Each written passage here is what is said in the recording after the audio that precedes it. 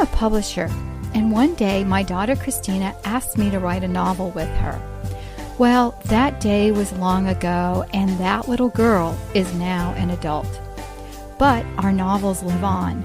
The Truth Seekers Mystery Series highlights a homeschool family, the Murphy teens, in an action-adventure novel that is sure to entertain as well as teach creation truths.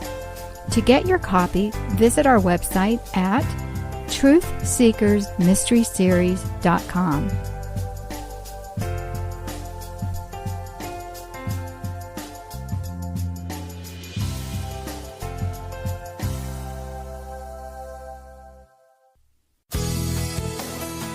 This is a production of the Ultimate Homeschool Radio Network.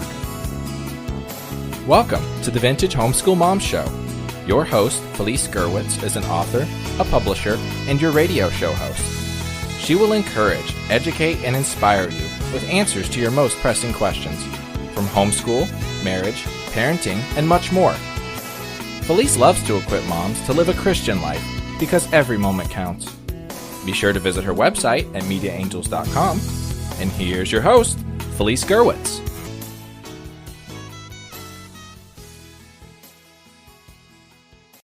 Hey friends, and welcome. My name is Felice Gerwitz, and I am excited about today's topic. We are going to be talking about family bonding time.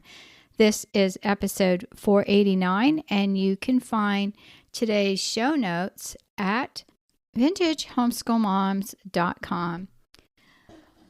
Also, I invite you to check out my website. That is mediaangels.com, and the wonderful books and products on the website. And you can check out the character planners that are geared for the entire family. These are written specifically to involve the family in demonstrating character traits throughout the month. And I have some really fun activities that you can do as a family. I also wanted to share with you some thoughts about spending time with your family, but more so in a meaningful way in today's episode. And you can share this episode with a friend, your homeschool group, or others you know that can benefit from wholesome, homeschool-centered, family-centered, Christian-centered, focused podcasts. And you can find more podcasts at the Ultimate Homeschool Podcast Network.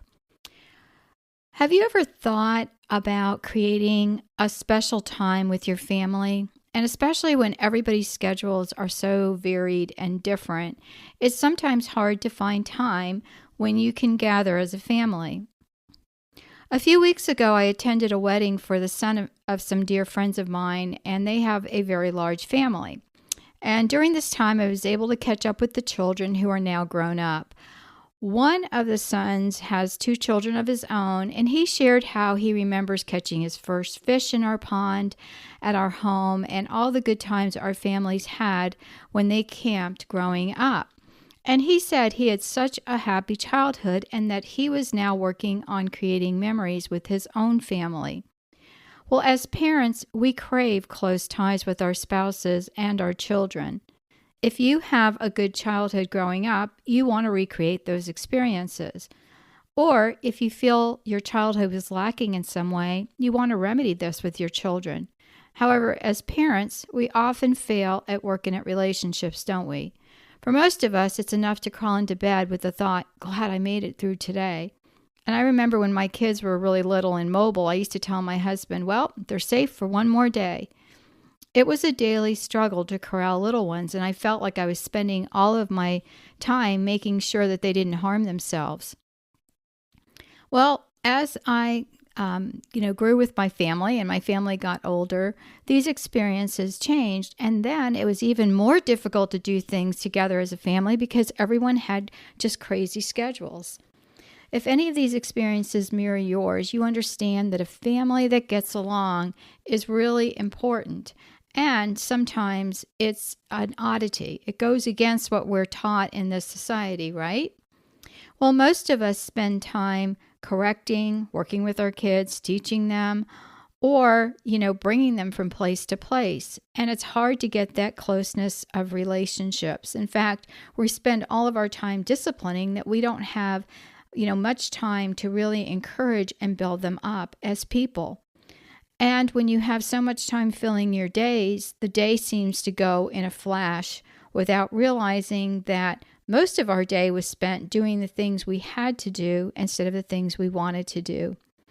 I realized at different times in my life that we really needed to work together on that family part of the equation. That is, the kids weren't getting along, or I wasn't seeing my husband much because of both of our schedules, and he was working such long hours, and we'd get up super early in the morning to leave. Most of the time it was before we even woke up. So it was important to spend time together before our lives just started taking different paths, and in order to get closer together as a family. We always tried to pray each evening together, and that was one of the times that I feel like we really gathered as a family, because it was almost like no matter how late it was, or even if we were coming back from a ball game and we were all in the car together, that would be our family prayer time. We never missed a time when we could pray as a family. But family bonding took place over read-aloud books in the evening or camping trips with short day trips in between. We weren't able to take long trips because of my husband's business. Family bonding happened over the campfire in our backyard, or my husband building a treehouse for the kids. I remember one time they made me lunch so we could do school in the treehouse. Bonding occurred when my husband made the kids breakfast one time and let me sleep in. I woke up to the stillness and quiet in the house that, of course, had me bolting out of bed, only to find the four of them at the edge of our pond out front eating breakfast of scrambled eggs and toast. The older teenagers were still in bed. Sometimes our family forged bonds when we least expected it, and even with the age gap between the older two and the younger three, there is something that is more important than age gap, and that is the siblings having true friendship. How do you recreate this experience in your own homes? Well, I'll share with you some of the activities that worked well for us. When you enjoy family time together, you're creating a legacy, a tradition that may be passed down from generation to generation. This is something to consider when gathering ideas for things to do in the future. In our family, as I shared, we were unable to take really long family vacations. We took one 10-day vacation coupled with a wedding and 2 other shorter trips of about 5 days each in the 40-plus years of being married to my husband. And I know that sounds crazy, but we had plenty of little weekends in between. Yet even though our vacations were limited in days, it didn't matter.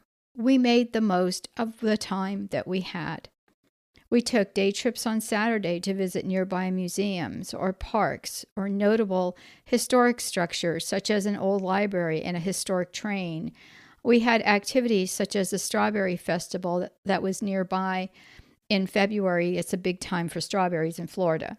We had picnics at the park and viewed the night sky in our own backyard. We had family traditions that were Friday evening pizza and a movie, and this had to change when the kids grew older and became involved in sports. So we selected another evening that was free for our pizza night. We had a game night on the rare occasions that we played games. As my son says, we think we're a game family, but we're really not. We have too many tough competitors in this family. We enjoyed games, but most of the games that we played were educational and during school hours. As my children became older and their schedules varied, we still worked on family time when we were together. And I want to just take a quick little note here to say that sometimes that family bonding time was with just dad or just mom, and then we made our family time of all of us together. I think so many of us wait till dad's around that sometimes we miss those opportunities when we can do things with our kids and have fun. Not to say that dad shouldn't be included, but my husband was such a big part of my children when they played sports. And that was something I was not really a part of. I barely understood, the games they played. I didn't play sports growing up, whereas he did. So I think that each of you brings something different to the table. Each of you has a skill set or something that you do with the children well. I like to paint and draw and do crafts. That was some of the things that my children and I did together, and I can enjoy with my grandchildren. So don't take this idea and say, well, we can never do anything together because our schedules just don't mesh. We forge relationships in those little bits of time that we have. Vacations are a great time to forge relationships, but in our case, we just didn't have the time, days in a row to be able to do that. So we had to take those times when they came. And like I said, they included various activities. Some we made up at the spur of the moment, and others that I feel like really helped our family to grow closer. I'm trying to gather now and put in a soon-to-be book. So one of the things I wanted to share with you is one activity that we did with our family, and I tend to do some of these more heartfelt activities around the holidays and around Christmas time. And the reason is that we are so busy and so spread out. And then when my kids went off to college, a lot of times they didn't come home till like the week before Christmas. And even now that I have adult children, one lives 2 hours away, and, the other one is in the Army. So, they don't have as much of a chance to get home. So these times when they get home are so precious. But so one of these activities, I really think about it and pray about it and say, okay, Lord, what can I do? And I want to be inspired and not just go and look online and get ideas, although that's great. That's great to do as well.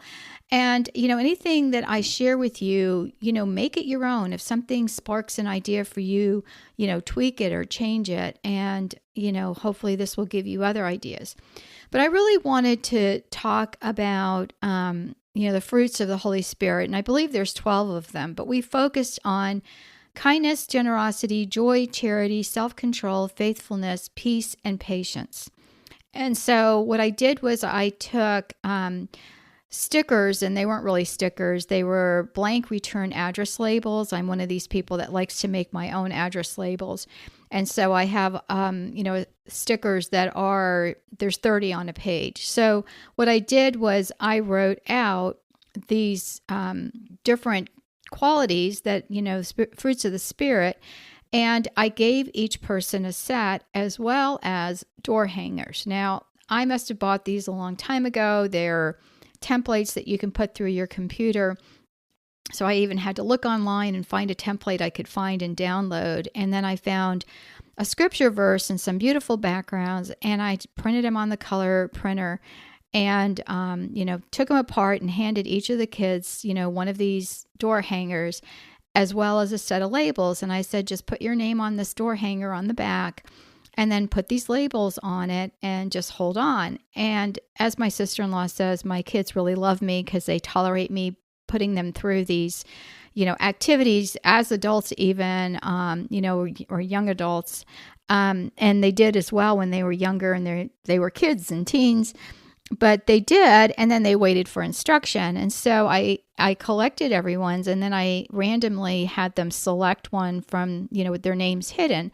So everyone had this door hanger, and I said, now what I'd like you to do is see whose you have and just pray for a few minutes. We'll just all be quiet here. And then just put like a star on the fruit of the Spirit that you are going to pray for that person, for the Lord to give them in abundance. So whether it was, generosity or joy or, faithfulness or peace or patience or whatever that was. And so everyone did it and then handed it back. And I said, okay, now make sure you make a note of what you're praying for and who you're praying for this year. And that was, the person that they were going to be praying for. And, it's just like the sense, for me anyway, of, peace and joy that I knew I had this person to pray for. And so what I did with my door hanger was I wrote, my son's name, who I selected, and I prayed for faithfulness and patience for him. Now, this was several years ago, and I still remember what I was praying for him because I prayed for him, these traits for a long time. And even if we're miles apart, we were assured of each other's prayers. This year, I gave everyone Christmas cards, and I had them select a random name of a family member. I put everyone's name on a strip of paper, and then I asked them to write this person a Christmas card. But first, I explained that we all need encouragement, and we all need something in our lives that we can look back on when we're not feeling great, or when we need that boost of encouragement that, we have our family to rely on, and that we could pull out that card and reread it through the year. And so each person did that. We wrote, a card to each other and placed it in and I placed mine in my Bible. And my son, another son, picked me, and he just wrote such a beautiful, encouragement to me. And one of the things he said was, that God had selected me to encourage others and to teach others, and that he was, really blessed by my gift to others. And I have, this podcast as well as a Few Minutes with God podcast. I have several others, but these are the two that I podcast on the most diligently. And so, I was really touched, because sometimes you think, do your kids even know what it is you do? And I have that reminder now in a card. So even if the kids are little, you can adapt these activities, like with the fruit of the spirits, you can give them, 4 or 5 or maybe 6 to select from and go through and explain what they are.